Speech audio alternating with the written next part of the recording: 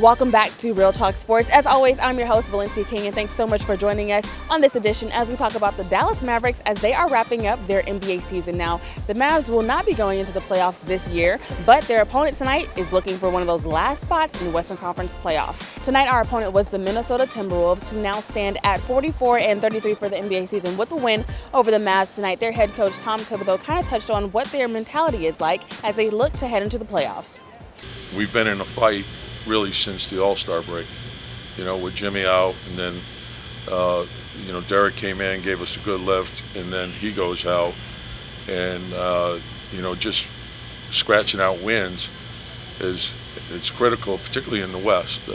Everyone's tough in the West, and so, and hopefully we get these guys back, but until we get them back, we got to find ways to win, and sometimes it's going to be like tonight.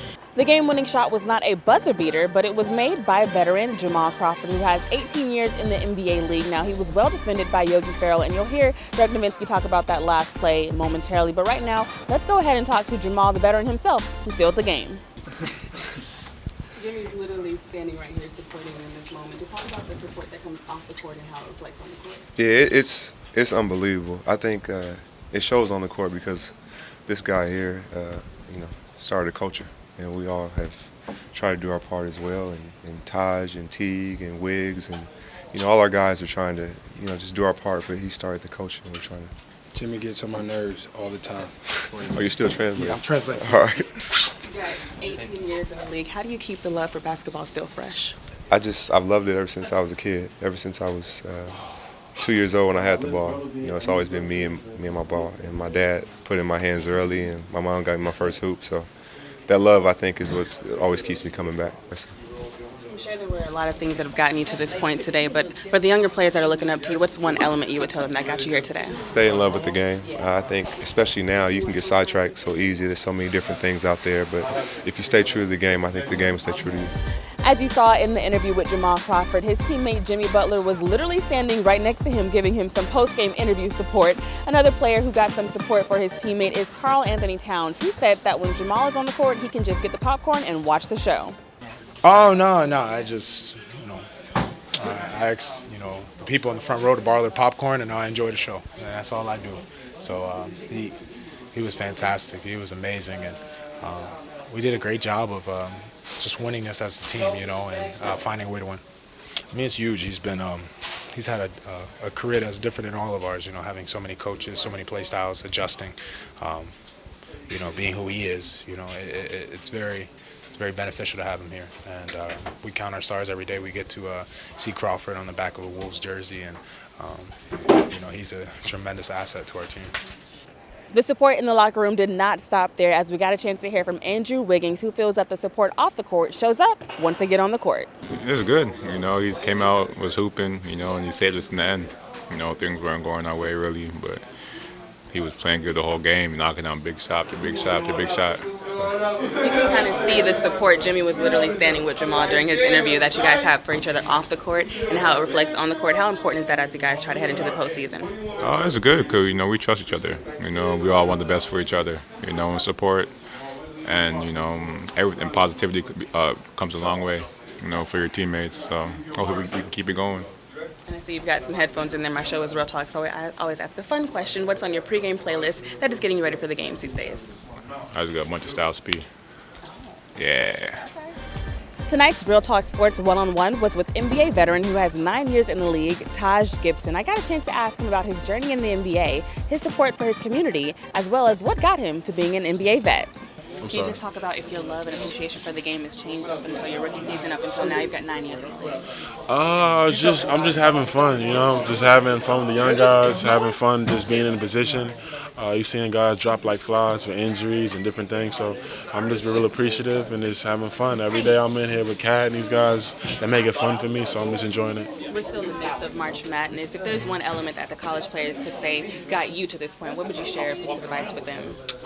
Just be humble, continue to enjoy the journey, play hard, and whatever happens, just stay positive because everybody's journey is different. Whatever road takes you, just keep following your road, following your path. If it's hard, if it's easy, just keep going strong and just keep having strong faith and keep playing. And I know throughout your NBA journey, no matter the team, you've always taken the time to get connected with the community. Why is that so important to you? Because wherever you're at, there's always going to be some young kid out there that was basically in your position as growing up. So you can just change the system, change the dynamic by going out there and just meeting the families, meeting the kids. Because you never know, one day somebody's going to count. You can improve somebody else's life. You got to that's one thing as a black community. We got to keep encouraging each other and keep doing more than what we can. Now let's head over to the Dallas Mavericks side. You'll hear from Coach Carlisle and go around the locker room with the Dallas Mavs with our one and only Mrs. Shirley Walker-King. Thank you for tuning in to Real Talk Sports. I am your co-host, Shirley Walker-King. And in this segment of the Coach's Corner, we're going to talk about what Rick Carlisle had to say about the way Dennis Smith Jr. and Harrison Barnes played together. One of the things Coach Carlisle was impressed with is how Harrison Barnes was able to play the 3 spot for the 3 quarters that he did play, which is very helpful because it allows the point guard to be a true point guard. You know, he and Barnes on one of their actions, caused some problems tonight. I'm liking where that chemistry is going. And look, I think tonight may be the first game since he's been here that Barnes played 3 the entire time he played tonight. And I don't think it's ever happened any other times. And that's why, that's why McDermott's minutes, were a little lower, et cetera. But I think this is a period where, we got to look at this, and Harrison's got to get a real taste of it. You see him on the perimeter, you see him moving around in more pick and rolls, making more playmaking opportunities. And this is a real good opportunity for him right now. Coach Carlisle mentioned that he liked how he saw you and Harrison playing together tonight. Do you feel like you finally kind of got a grip on what the team, what the plays, and who likes to get the ball where? Right. I know the plays. H is a really good player. We got a lot of really good players. H has been balling. So I'm trying to find him as much as possible, keep him involved. I feel like the more I learn to play with H, that'll be better for the future. So we're trying to build that chemistry as soon as possible. Being that the Mavericks played the Cleveland Cavaliers next, the hot topic in the locker room was, what do you have to do to stop LeBron James? Well, Noel tried to answer that. He's LeBron James, one of the best ever do it. So, the guys like myself, experience from playing against him, knowing we're going to have to play against his IQ game, as opposed to, when he gets established, it's tough to stop him. So, we're going to have to, build a wall at the rim and be able to get out to the shooters because, he's able to pass it as well as anybody in the league. So, do a game plan and stop him. Even Dirk was impressed with how veteran Jamal Crawford won this game. You've got 20 years in the league, 18 for Jamal Crawford. On that last play, I know you guys want the win and we're far from moral victories, but on that last play when Yogi's defending him, do you just kind of chop it up to that veteran experience? Yeah, he's a tough little player.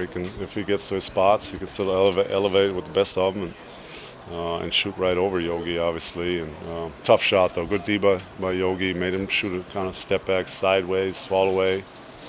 But, at that point, he already had it going. He got going there really in the third. Had a couple pull-ups off some pick and rolls. And once a player like that has it going, it's going to be tough to stop him. And this segment of the Coach's Corner was brought to you by the Garland Journal. Thank you, Dorothy, for the article.